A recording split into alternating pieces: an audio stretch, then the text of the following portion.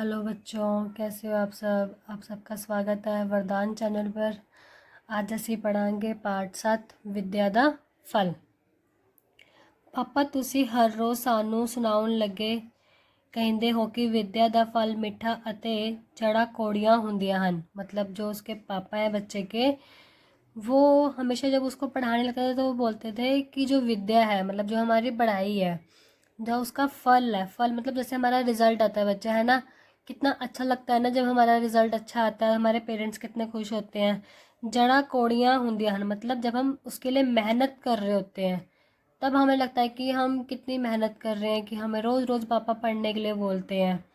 तो उसका भी यही मतलब है कि जब हम मेहनत करते हैं तो जो उसका रिज़ल्ट आता है वो कितना अच्छा होता है और कितना वो होता है उसका मीठापन। इस दा की मतलब है, वो पूछता है कि इसका क्या मतलब है। ਅੱਜ ਮੈਨੂੰ ਸਮਝਾਓ। छुट्टी वाले दिन सतनाम ने अपने पापा के नेड़े बैठिया कहा। उसके पापा की आज छुट्टी थी तो उसने कहा कि पापा आज मुझे बताओ कि विद्या का फल मिठा ਅਤੇ जड़ा कौड़ियां किवें ਹੁੰਦੀਆਂ ਹਨ। हाँ हाँ आ जा काका, मैं भी ਇਹੋ ਚਾਹੁੰਦਾ ਸਾਂ कि तू इस बारे पूछे। उसके पापा बोलते हैं कि हाँ बेटा आजा, मैं तुझे इसके बारे में बताऊंगा। लेकिन उसके पापा चाहते थे कि सतनाम पहले उनसे खुद पूछे कि क्या होता है। आ फिर सुन कि आजा फिर सुन। सतनाम दे पापा ने गल नूं अगे तोरिया कहा, विद्या भी एक रुख दी न्याई है। जिस तरह असी एक बूटा लाउंदे हाँ, खाद पानी पूरी लगन ਅਤੇ ਮਿਹਨਤ ਨਾਲ ਉਸ ਦੇ ਸਿਜਦੇ ਹਾਂ ਤਾਂ किथे ਉਹ ਸਾਨੂੰ मिठे फल ਅਤੇ छां दिंदा है। जैसे इन्होंने मैंने आपको एग्जाम्पल दिया था एक पढ़ाई के लिए जब हमारा रिजल्ट आता है, लेकिन सतनाम के जो पापा थे उन्होंने बोला है उनका एग्जाम्पल दूसरा है। उन्होंने एग्जाम्पल दिया है कि जैसे हम एक प्लांट लगाते हैं, हम एक ट्री लगाते हैं, हम उस ट्री को पानी देते हैं, खाद देते हैं और उसको मतलब उसकी पूरी केयर करते हैं, तभी एक जब पेड़ बनता है, उस पर फल लगते हैं, वो मीठे होते हैं और पेड़ हमें हमेशा छाँव देते हैं। जिवें अपना अमरूद, सतनाम ने टोक्या कहा। हाँ हाँ ठीक समझाया है, सतनाम दे पापा बोले। उन्होंने बोला कि उन्होंने कोई ट्री लगा रखा होगा घर पे अमरूद के पेड़ का, तो उन्होंने बोला कि जैसे हमारा अमरूद, तो उसके पापा बोलते हैं कि हाँ ठीक है। ਇਸੇ ਤਰ੍ਹਾਂ ਇਹ ਵਿਦਿਆ ਇੱਕ ਅਜਿਹਾ ਬੂਟਾ ਹੈ ਜਿਸ ਨੂੰ ਮਿਹਨਤ ਲਗਨ ਅਤੇ ਦ੍ਰਿੜ ਇਰਾਦੇ ਨਾਲ ਜਿਹੜਾ ਵੀ ਮਨੁੱਖ ਸਿੱਝਦਾ ਹੈ ਤਾਂ ਇਸ ਬੂਟੇ ਨੂੰ ਉਸ ਦੀ ਮਿਹਨਤ ਅਤੇ ਦੇ अनुसार फल लगते हैं। मतलब जितनी वो उसको प्लांट को लगाने में, उस ट्री को लगाने में मेहनत करेगा तभी उसको फल मिलेंगे ना। ऐसे जितनी हम मेहनत करेंगे हमें लास्ट में एंड ऑफ द ईयर एक ही रिजल्ट मिलता है। आपका रिजल्ट जो रिपोर्ट कार्ड आता है ना बच्चा, जब आप एग्ज़ाम की तैयारी कर रहे होते हो, वो आपका पूरे साल का एक वो होता है कि आपने कितनी मेहनत करी है। ऐसे ही ट्री होते हैं, जितनी हम उन पर लगन करेंगे, मेहनत करेंगे, तभी वो हमें मीठे मीठे फल देंगे। पापा मैनू तुहाडी गल चंगी तरह समझ नहीं आई। सतनाम के जब सतनाम था वो बोलता है कि पापा मुझे आपकी बात पूरी तरह से अभी समझ में नहीं आई। सतनाम ने हैरान होंदे कहा, मतलब जो सतनाम था वो थोड़ा शौक होकर बोल रहा था अपने पापा को कि मुझे आपकी बात समझ में नहीं आई। पुत्र तू इस दिन पुछ रहा सी ना कि सैंटी दे पापा कोल साडे वांग वधिया घर अते कार क्यों नहीं है। अब उसको कोई फ्रेंड होगा सैंटी, तो वो अपने पापा से पूछता है कि पापा जैसे हमारे पास अच्छी कार है, अच्छा घर है, वो उनके पास क्यों नहीं है। तो सतनाम बोलता है हाँ पापा।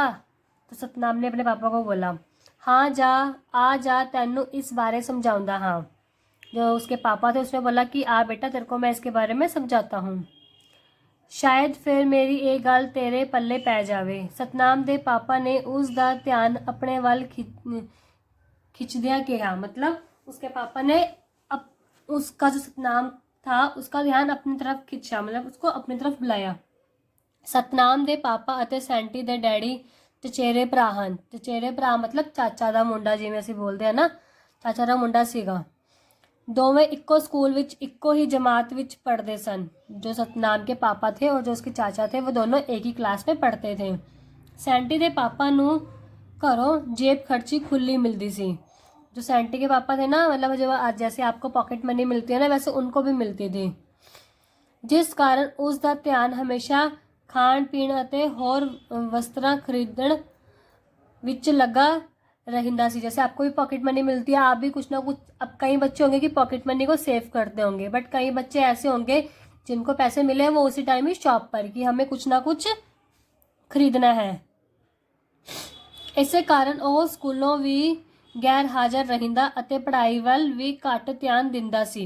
गैर हाजिर मतलब एब्सेंट होना बच्चा, कि जो उसके चाचा थे, जो चाचा थे ना, वो गैर हाजिर मतलब अपने स्कूल से भी एब्सेंट रहने लग गए थे और उनका ध्यान जो था पढ़ाई में भी कम लगने लग गया था। दूजे पासे सतनाम दे पापा कोल जेब खर्ची भी दूरी हुंदी सी, मतलब कम होती थी ਅਤੇ ਉਹ पढ़ाई भी पूरे ध्यान नाल करदा सी। तो उनका जो पूरा ध्यान था वो किसकी तरफ था? पढ़ाई की तरफ। स्कूलों भी कदे गैर हाजिर नहीं होया, मतलब स्कूल में भी कभी भी वो एबसेंट नहीं हुए। ये किसकी बात हो रही है? सतनाम के पापा जी की। जमात विच भी हमेशा पहले दूजे ते रहिंदा सी, मतलब वो कक्षा में हमेशा फर्स्ट और सेकंड ही आते थे, जबकि सैंटी दा पापा इको क्लास विच कई बार दो बार फेल हो जाता। अब देखो सैंटी के पापा थे वो हमेशा फेल होते थे क्योंकि वो पढ़ाई नहीं करते थे। उनका ध्यान किसकी तरफ था? हमेशा खाने पीने की चीज़ों के ऊपर, क्योंकि उनकी पॉकेट मनी, उनको ज़्यादा पैसा मिलता था। इस तरह सैंटी के पापा नू स्कूलों हटा लिया गया।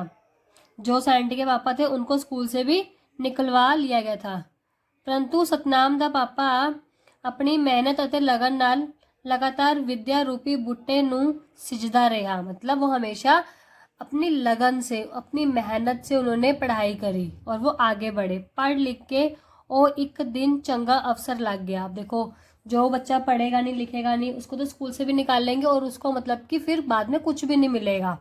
जो सतनाम के पापा थे वो देखो उन्होंने कितनी मेहनत करी है ना, फिर वो बाद में एक बड़े अफसर बन गए।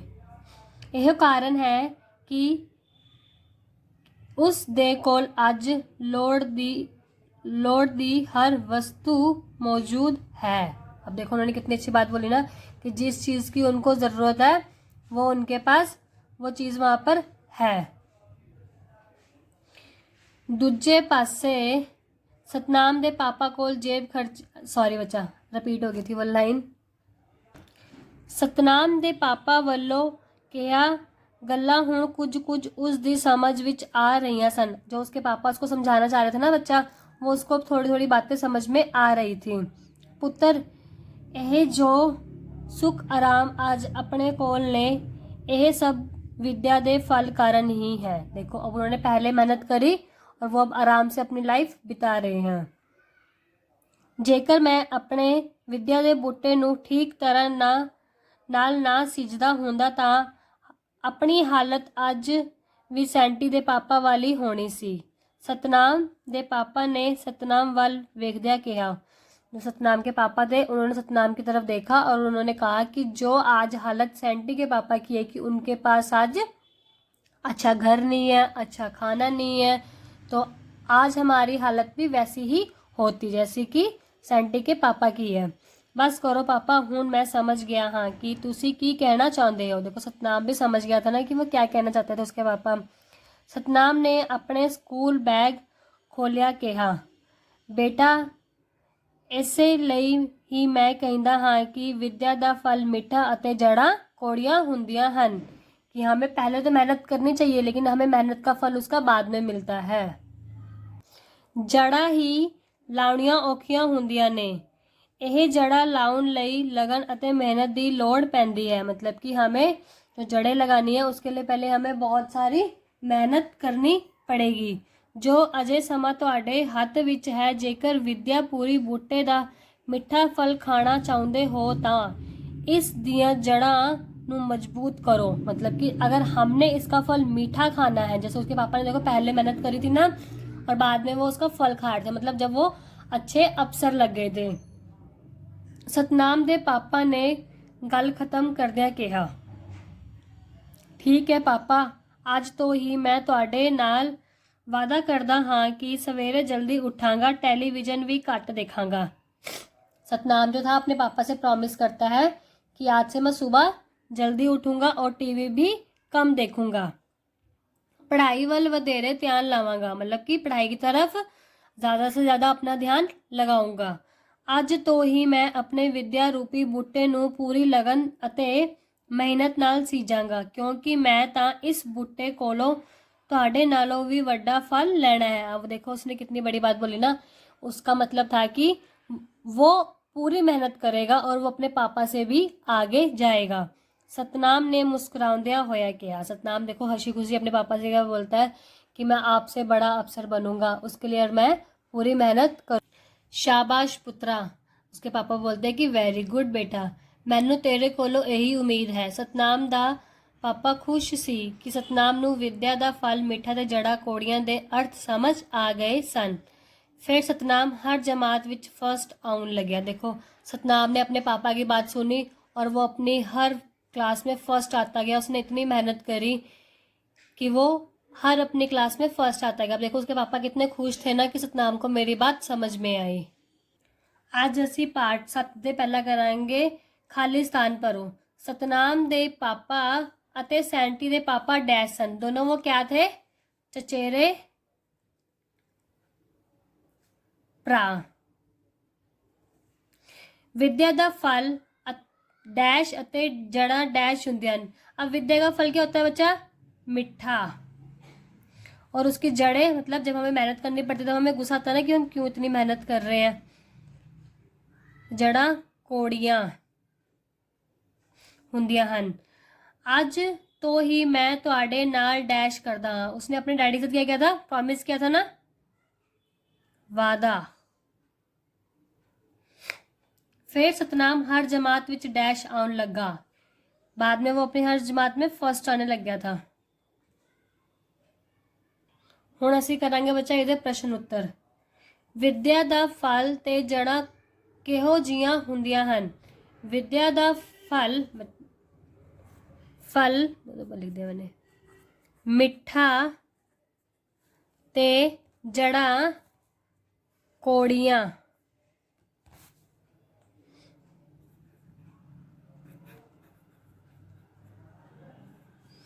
ਤੇ ਜੜ੍ਹਾਂ ਕੌੜੀਆਂ ਹੁੰਦੀਆਂ ਹਨ। प्रश्न नंबर दूसरा है इधर। एक दिन सतनाम ने पापा नू की पूछया। सतनाम ने अपने पापा से क्या पूछा था? एक दिन सतनाम ने पापा नू विद्या दा फल मिठा अते जड़ा कोड़ियां दा की अर्थ है यह पूछया।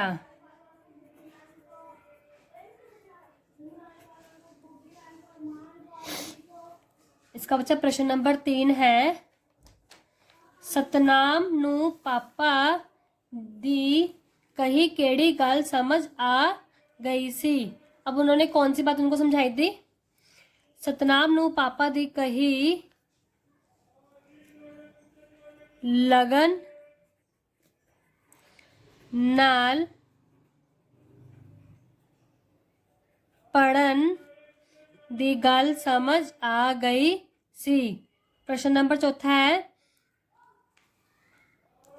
विद्या रूपी बूटे दे फल खान लई की करना चाहिए है? कि जो उसका बूटा था, मतलब तो हमें उसके लिए कैसी मेहनत करनी चाहिए। प्रश्न 4 का उत्तर है बच्चा, विद्या रूपी बूटे दा फल खान लई सानू लगन अते मेहनत नाल पढ़ाई करनी चाहिए है। प्रश्न नंबर 5वां है। सतनाम ने पापा नाल की वादा किया, उसने अपने पापा के साथ क्या प्रॉमिस किया था। सतनाम ने पापा नाल सवेरे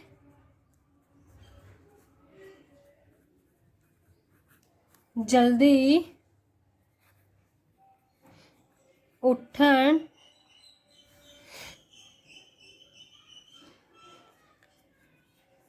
टेलीविजन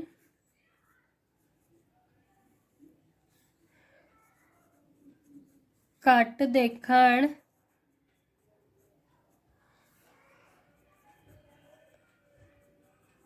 पढ़ाई लगन अते मेहनत नाल करन दा वादा किता। उसने अपने पापा से प्रॉमिस किया था ना कि ज़्यादा से ज़्यादा मेहनत करेगा। ਤੇ ਹੁਣ ਅਸੀਂ ਕਰਾਂਗੇ ਇਹਦੇ ਵਾਕਾਂ ਵਿੱਚ ਵਰਤੋਂ।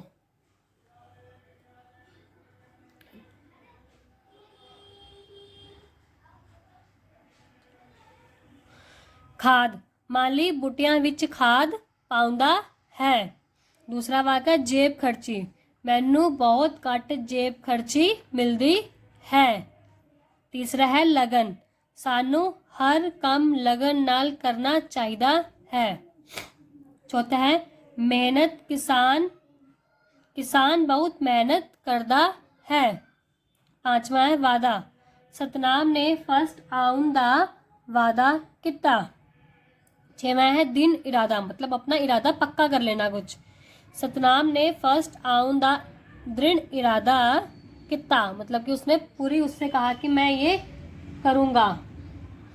थैंक यू बच्चों, आपको मेरी वीडियो कैसी लगी प्लीज़ एक कमेंट करके ज़रूर बताएं। अपने दोस्तों के साथ मेरी वीडियो को शेयर करें और सब्सक्राइब करें। थैंक यू बच्चों।